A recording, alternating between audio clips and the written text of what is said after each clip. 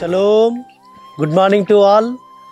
పరిశుద్ధమైన ఆయన వాక్యము చేత పవిత్రపరచబడుతూ ఆయన జీవం కలిగిన వాక్యం చేత జీవాన్ని పొందుకుంటూ సమృద్ధి అయిన జీవజలము చేత ఆత్మీయంగా తృప్తిపరచబడుతూ ఆనందిస్తున్న పరిశుద్ధులారా, ఆ పరమతని మిమ్మల్ని ఆశీర్వదించునుగాక, మిమ్మల్ని బలపరచునుగాక.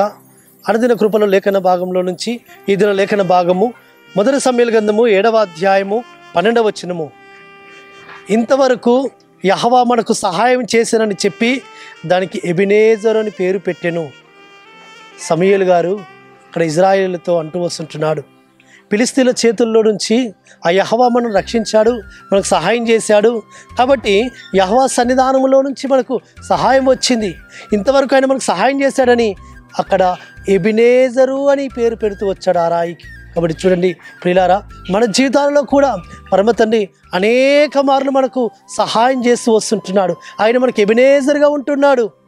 కాబట్టి ఆ ఎబెనేజర్ అయిన యెహోవా మన జీవితాల్లో అవును అనేకమైన ఆశ్చర్యకరమైన మేలులతో మనల్ని తృప్తిపరుస్తూ మనకు సహాయం చేస్తూ వస్తుంటున్నాడు. కాబట్టి మనకి ఈ లోకంలో సహాయం ఎక్కడి నుండి వచ్చును?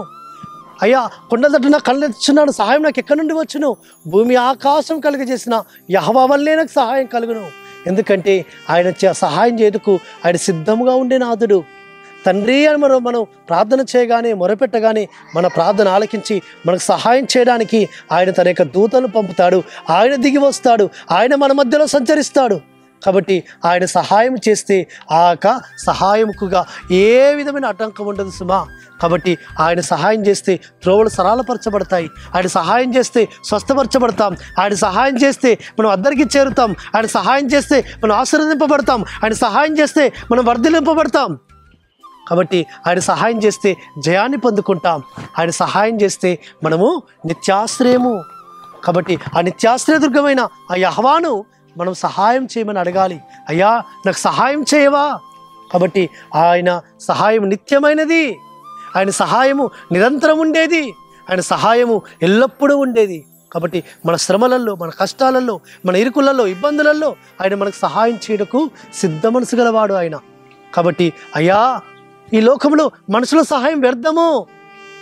మనం మనుషులను ఆశ్రయిస్తే మనకు సహాయం దొరకదు సుమా. ఆయనను ఆశ్రయిస్తే ఆయన నుంచి మనకు సహాయము సంపూర్ణంగా దొరుకుతుంది, సమృద్ధిగా దొరుకుతుంది. ఆయన సహాయం చేస్తే మన జీవితాలు వెలిగింపబడతాయి, మన జీవితాలు ఆస్వాదింపబడతాయి, మన జీవితాలు ఎంతో గొప్ప స్థితిలోకి చేరుకుంటాయి. ఆ విధంగా మన జీవితాల్లో సహాయం చేసిన ఆ యెహోవాను, అయ్యా నువ్వు నాకు ఎబెనేజర్గా ఉన్నావు తండ్రి అని ఆయన ఆరాధిస్తాం, ఆయన ఘనపరుస్తాం. ఆయన ఆ విధంగా మన జీవితాల్లో నిరంతరం ఎబెనేజర్గా ఉండి మనల్ని బలపరచును గాక. ప్రార్థన చేసుకుందాం. పరలోకమందున్న మా తండ్రి సర్వోన్నతుడా, మీరు మాకు ఎబెనేజర్గా ఉన్నారని, సహాయం చేసేవారిగా మీరు మాకు ఉన్నారని మీ వాక్యం చేత బలపరిచేందుకు స్తోత్రం చెల్లించుకుంటూ మారక్షకుడు, విమోచకుడు, నజరేయుడైన యెహోషువ మెస్సియా అతి పరిశుద్ధమైన నామమున స్తుతించి ప్రార్థించి వేడుకుంటున్నాము తండ్రి. ఆమేన్. సర్వోన్నతుడు, సర్వాధికారి అయిన యెహోషువ మెస్సియా కృప, కనికరము, సహాయము నిరంతరం తోడుగా ఉండి మనల్ని నడిపించును గాక. ఆమేన్.